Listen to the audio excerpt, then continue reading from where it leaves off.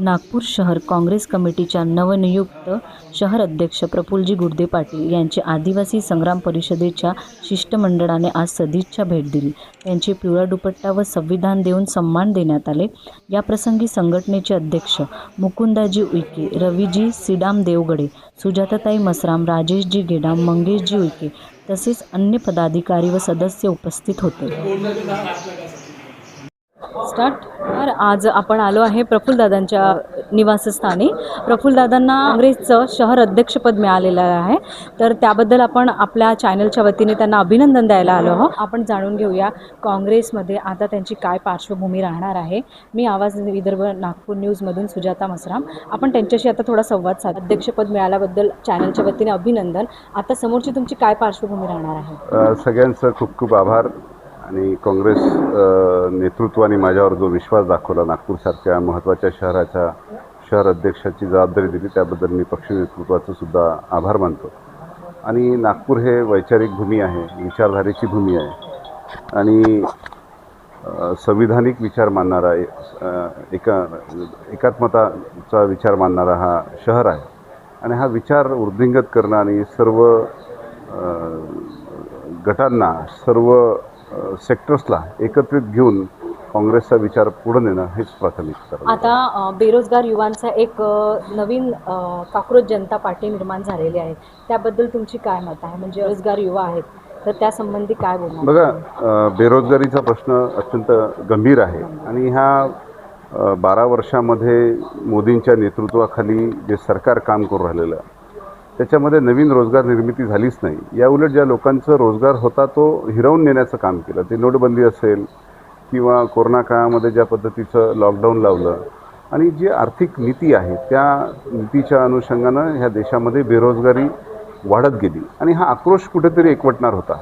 आणि तो आक्रोश आता तरुणाईच्या मनामध्ये निर्माण झालेला आहे. आणि एक धार्मिक भावनेकडे वळवणं, जातीमध्ये, धर्मामध्ये तेढ निर्माण करून युवकांचे माथी भडकवणं हे काम आतापर्यंत भाजपाचे लोक करत होते. मात्र आता युवकांना खऱ्या अर्थानं लक्षात आलं की त्यांचे प्रश्न हे धार्मिक नाही, तर त्यांचे प्रश्न उपजीविकेचे आहे, व्यावहारिक आहे. आणि ह्या संबंध व्यवस्थेमध्ये आता आपल्याला कुठेही स्थान नाही. आपल्या उदरनिर्वाहाचे प्रश्न निर्माण झालेले आहे.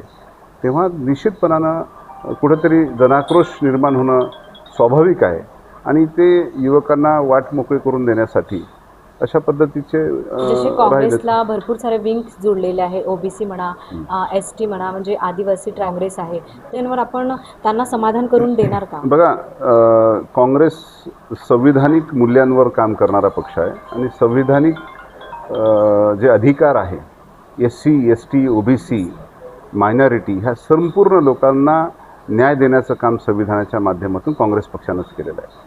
आणि आता दुसरीकडं ह्या आदिवासी समाजाचं धार्मिकीकरण, धर्माच्या माध्यमातून त्यांना ओढणे आणि त्यांना मूळ प्रश्नापासून डायव्हर्स करणे हे काम BJP करत होतं. आदिवासी हे मूलनिवासी आहे, ह्या देशाचे खरे मालक आहेत आणि ह्या मूलनिवासींना कुठलाही धर्म नाही. आता त्यांचं धार्मिकीकरण करणं हा मेन मुख्य उद्देश भाजपाचा आहे. त्यांच्या मुख्य प्रश्नांवरती त्यांना काही घेणं देणं नाही आहे. आज आपण बघता की जंगल जमीन पूर्ण हिरावून घेण्याचं काम हे सरकार करतायत. आता सर्वप्रथम तुमचं काय काम राहणार? सर्वप्रथम आता सगळ्यात पहिले तर सर्व लोकांच्या भेटीगाठी घेणे, संघटनात्मक संरचना नवीन पद्धतीने निर्माण करणं आणि जनजागृती करणं हेच काम राहणार. आणि जिल्हा परिषद जी येणारी निवडणूक आहे त्याच्यात आपला काय सहभाग राहणार? जिल्हा परिषद ग्रामीण काँग्रेस कमिटीच्या माध्यमातून होते आणि ग्रामीण काँग्रेस कमिटीचे अध्यक्ष नियुक्त झाल्यानंतर निश्चितपणानं त्यावर आपण सपोर्ट करणार ना त्यांना. काही मेसेज छोटासा? जनतेचा मेसेज आम्हाला घ्यायचा आहे, लोकांचं म्हणणं ऐकायचं आहे आणि लोकांच्या अडीअडचणीमध्ये जनतेच्या सोबत उभं राहायचं, एवढंच आहे. थँक्यू.